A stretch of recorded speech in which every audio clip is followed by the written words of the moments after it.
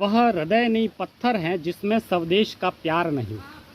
आइए दोस्तों, एक ऐसे कवि परिचय की श्रृंखला में मैं आपके सामने एक ऐसे राष्ट्रवादी और राष्ट्रीय कवि के बारे में आज मुलाकात करने जा रहा हूँ। डॉक्टर मैथिली शरण गुप्त, जिनकी 3 अगस्त को जयंती है और 3 अगस्त 1886 को तत्कालीन उत्तर प्रदेश के झांसी नामक ज़िले के छिरगांव जैसे छोटे से स्थान पर उनका जन्म होता है और वहाँ से निकला हुआ एक कवि न जाने कब एक राष्ट्रीय कवि बन जाता है। छिरगांव से लगा करके राष्ट्रीय कवि बनने तक का जो उनका सफ़र है वो बहुत ही विस्तृत है। उन्होंने अपने जीवन में जितनी रचनाएं और हिंदी साहित्य को जितना योगदान दिया है वह निश्चित रूप से काबिल तारीफ़ है। डॉक्टर मैथिली शरण गुप्त जी के बारे में जितना कहा जाए उतना कम है। हिंदी साहित्य में उनके अमूल्य योगदान को कभी भुलाया नहीं जा सकता।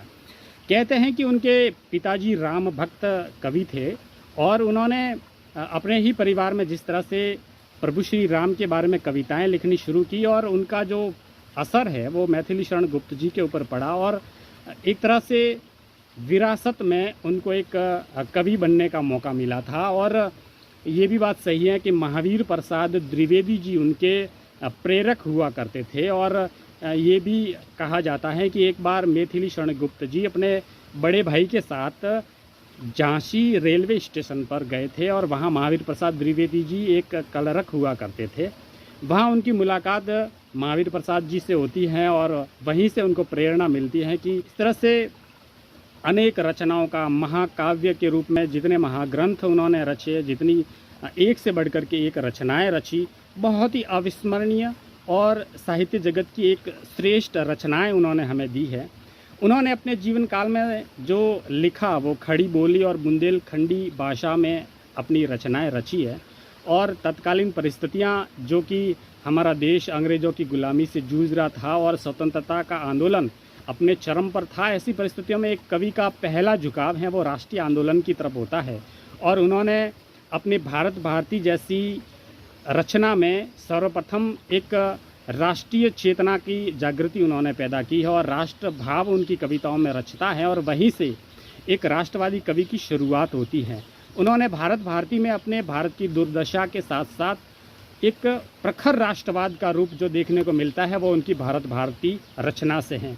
इनके साथ में इनकी कई 40 के करीब मौलिक रचनाएं हैं, जिसमें रंग में भंग, इसके साथ जयद्रथ वध भी उनकी रचनाएं हैं। और लेकिन साथ में जो इनका साकेत महाकाव्य है वो बहुत ही अविस्मरणीय है। उसके बारे में जितना कहा जाए उतना कम है। और सबसे बड़ी बात तो ये है कि इन्होंने रामायण के ऐसे विभिन्न पात्र, यहाँ तक कि ऐतिहासिक पृष्ठभूमि में ऐसे नारी पात्र जिनकी सदैव उपेक्षा की गई, या ऐसे प्रधान पात्रों में नारी के ऐसे उपेक्षित पात्र थे जो प्राय जिसके ऊपर हमारी कभी नज़र नहीं जाया करती थी, हमने कभी उनके बारे में सोचा नहीं था, या वे एक गौण पात्र हुआ करते थे। ऐसे नारी चरित्र के पात्रों को, उनकी दशा को, उनके मनोवेगों को, उनकी हृदय स्पर्शी संवेदना को मुख्य पृष्ठ पर लाने का जो प्रयत्न गुप्त जी ने किया है वो बड़ा ही महत्वपूर्ण है। उन्होंने साकेत में मिला की वहता के ऊपर उन्होंने कहा है, क्योंकि हमने रामायण बहुत सारी हमने देखी, पढ़ी, सुनी और किसी भी माध्यमों से हमने उसको समझने का प्रयास किया, लेकिन हमने राम और सीता के बारे में तो बहुत कुछ जानने का प्रयास किया। मगर उर्मिला का क्या ऐसा दोष था कि वो 14 वर्ष तक बेवजह अपने ही घर में, अपने ही महल में वनवास का भोग करती है?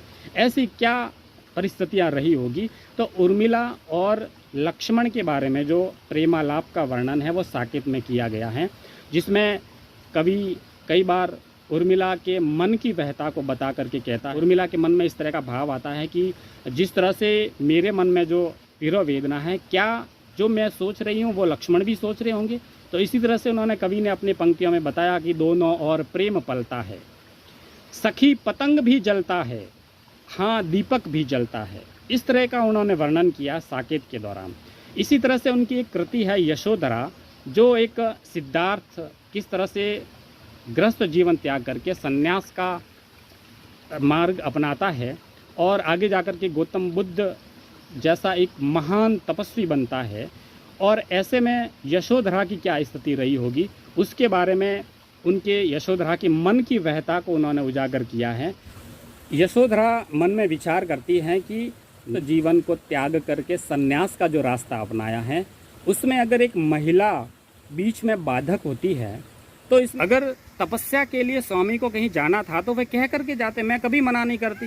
इसीलिए गुप्त जी ने उन्होंने लिखा और कहा कि सखी वे मुझसे कह कर जाते, स्वयं सुसज्जित करके क्षण में प्रियतम के प्राणों के प्राण में हम ही भेज देती है रण में, और छात्र धर्म के नाथे सखी वे मुझसे कह करके जाते। उन्होंने ये कहा कि अगर एक क्षत्रिणी का धर्म होता है कि किस तरह से अपना प्रियतम पति जब युद्ध क्षेत्र में जाता है तो एक क्षत्रिणी नारी अपने प्रियतम पति को शस्त्रों से सुशोभित करके रण क्षेत्र में भेजती है, वैसे ही मैं अपने पति को सन्यास के लिए तप के लिए भेज सकती थी, लेकिन वे मेरे से छुप करके गए, ये मुझे इस बात का बड़ा दुख है। तो ये यशोधरा की व्यथा का वर्णन किया गया है। इसी तरह से उनका जो पंचवटी है, जिसमें केकई और भरत के संवाद के साथ साथ प्रकृति का जो अनुपम वर्णन किया गया है पंचवटी में, वो बहुत ही अद्भुत और अद्वितीय है। इन्होंने प्रकृति के उस अनुपम छटाओं का वर्णन करते हुए गुप्त जी कहते हैं कि चारों चंद्र की चंचल किरणें खेल रही थी जल थल में, और स्वच्छ चांदनी बिछी हुई थी अवनी के अंबर तल में, कि है बिखेर देती वसुंधरा मोती सबके सोने पर, और रवि बटोर लेता सदा सवेरा होने पर। पंचवटी में इस तरह से प्रकृति का वर्णन जो उनका है, वो एक कवि का बहुत ही प्रकृति प्रेमी होना इस बात का सबूत है। इसी तरह से उन्होंने विष्णु प्रिया, पश्चिम बंगाल के एक बहुत ही महान संत, जिनके लिए कहा जाता है कि ज्ञान की एक गंगा थी, चैतन्य महाप्रभु, और जिनकी पत्नी विष्णु प्रिया, जिनका 12 वर्ष की अवस्था में विवाह होता है और चैतन्य महाप्रभु बनने के लिए वे अपना ग्रस्त जीवन त्याग करके चले जाते हैं। ऐसे में 26 वर्ष तक विष्णु प्रिया एक तरह से विरहिणी बन करके रहती है। तो इस तरह का जो वर्णन इन्होंने विष्णु प्रिया में किया, वह तत्कालीन परिस्थितियाँ अंग्रेज़ों से लड़ने की रही हैं, तो इन्होंने कई बार अपनी राष्ट्रवादी कविताओं के जरिए वे आंदोलन की भाषा भी बने, और 1941 में वे जेल भी गए। उन्होंने हैं वो नेहरू जी और गांधी जी की विचारों से सहमत हुए, और 1952 में गुप्त जी राज्यसभा के सांसद मनोनीत किए जाते हैं, और वो भी 2 बार सांसद होते हैं। ऐसे में उन्होंने एक आज़ाद भारत के रूप में भी अपना दृश्य देखा, और इसके लिए उन्होंने भारतवासियों को आशा की किरण की तरफ ले जाते हुए उन्होंने एक कविता भी लिखी थी कि नर हो न निराश करो मन को, जग में रहकर कुछ नाम करो। यानी कि उन्होंने एक प्रेरणा सी प्रकट की कि किस तरह से मनुष्य अपना कर्म करते हुए, अपने कर्म के रास्ते पर चलते हुए श्रेष्ठता को प्राप्त करता है। तो इस तरह से उन्होंने अनेक कविताओं और ग्रंथों की रचना करते हुए 1954 में उनको पद्म विभूषण से सम्मानित किया गया। और आज हम एक ऐसे हिंदी साहित्य के महनीय कवि को, जिनका साहित्य जगत में योगदान कभी भुलाया नहीं जा सकता, ऐसे कवि को सदैव स्मरण करते रहेंगे, उनके योगदान को भी हम स्मरण करते रहेंगे, और उनकी कई रचनाएं हैं, उन रचनाओं को भी हम कभी नहीं भूलेंगे। इस तरह से डॉक्टर मैथिली शरण गुप्त जी बहुत ही हिंदी साहित्य के मर्मज्ञ थे, और अंत में उनका 12 दिसंबर 1966 को उनका देहांत हो जाता है।